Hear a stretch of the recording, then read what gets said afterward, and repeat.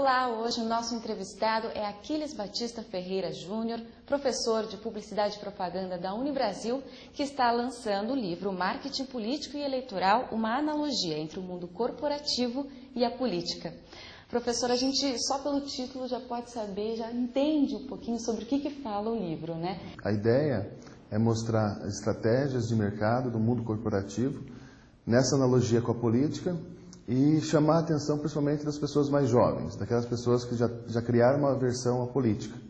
Como professor, eu percebi que os alunos, principalmente na área de comunicação, quando se fala de marketing, mercado, eles dão muito mais atenção do que quando se fala em política. Aí eu resolvi, então, no dia a dia na aula, fazer esse tipo de analogia e começou a ficar interessante, começou a ter uma repercussão maior.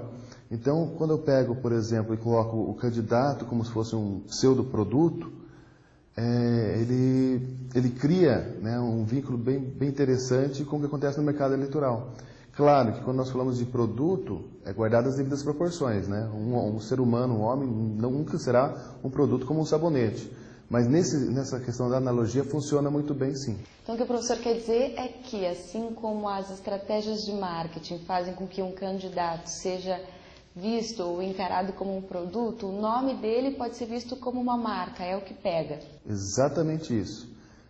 Alguns políticos já perceberam isso, que a marca é muito importante. No Brasil, por exemplo, se vota pouco no partido e muito na marca do candidato. Então você criar uma marca forte e fortalecer cada vez mais essa marca através do marketing, agregar valores a essa marca e criar um posicionamento positivo é bem interessante. Quando você fala de uma marca no mundo corporativo como Coca-Cola, Antártica, uma marca mais conhecida assim, você relaciona a um produto, né, e os seus atributos. No marketing político, nós percebemos algo bem próximo a isso. Sempre vou destacar que essa analogia, ela tende, na verdade, a chamar a atenção e é uma tendência natural à profissionalização desse mercado. Então, quando eu falo em mercado eleitoral, o livro destaca bastante essa questão do jogo, das regras do jogo eleitoral e o que pode e não pode ser feito. Vale chamar mais atenção também sobre a questão da ética no marketing. Então, assim, um dos pecados observados em algumas campanhas é o exagero das estratégias midiáticas, dos meios, né, no caso, em relação ao fortalecimento da marca, fica uma coisa meio pesada, meio forçada, mas um meio termo, uma coisa assim que gere um posicionamento, ela é bem-vinda nesse mercado. Alguns políticos têm uma estratégia de falar mal ou de exaltar o que não é legal, o que não é bom do outro candidato, do concorrente. Na sua opinião, isso funciona? Já funcionou, não funciona mais. Assim como o consumidor está mais ligado, tem mais acesso à informação, o eleitor hoje também. Então, o dia a dia, aquele termo matar um leão por dia, o eleitor, o consumidor, ele está todos os dias mais sendo muito bombardeado com informações. Então, quando chega no final do dia, ele é avesso a esse tipo de discurso. Então, ele está muito mais aberto a propostas, a caminhos, a soluções, do que efetivamente falar mal do outro, que era uma questão que há 10, 15 anos atrás se evidenciava mais. Então, hoje você observa o eleitor mais ligado, mais atento, e ele percebe quando um está desprezando o outro, por mais que o outro esteja na mídia de maneira negativa, não é interessante atacá-lo, porque passa uma imagem de oportunismo. O que pesa mais na hora de escolher um candidato majoritário, no caso de governador ou presidente? O fator racional ou emocional?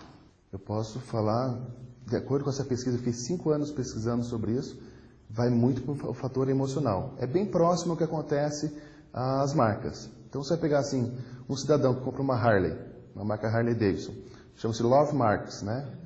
É uma questão totalmente emocional. Se as pessoas são apaixonadas pela marca. Exatamente. E compram jaqueta, pagam $1.000 na jaqueta, não estão interessados no valor, porque é um valor emocional. E no caso da política é mais ou menos nesse sentido. Você passa aquela questão emocional e se destaca bastante. Vale lembrar também que não é porque o marketing político está se profissionalizando que somente quem, por exemplo, for um enlatado, né, vai ser eleito. O que acontece é que muitas vezes o eleitor, com esse acesso à informação, ele consegue discernir quem é o atorzinho, né, quem é uma situação criada, do que é real. O marketing ele destaca, ele não elege, ele ajuda a eleger os melhores. E se caso algum candidato seja eleito com estratégia de marketing e não desenvolva bem seu papel, dificilmente haverá a recompra, ou seja, a reeleição. É como um refrigerante, lança um refrigerante, ele é ruim, ele pode entrar no mercado, pode ter milhões em verba de publicidade. Se ele não for bom, nesse mercado competitivo, ele não se estabelece.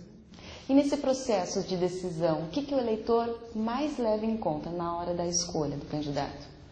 Ele leva, nessa pesquisa, eu observei que ele leva muito em conta, se é para cargo majoritário, experiência, premiação, ele leva em conta assim, outros cargos já exercidos.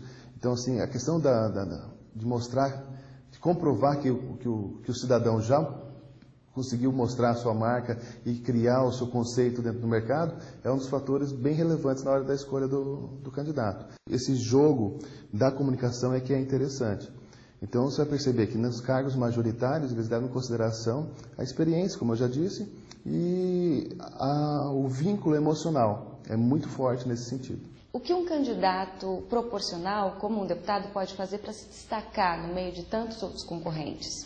No caso da proporcional, nesse estudo, ficou bem interessante assim, o foco de atender a um segmento. Então, assim, você vai observar e basta ficar atento para observar que candidatos a deputado, por exemplo, eles representam uma classe.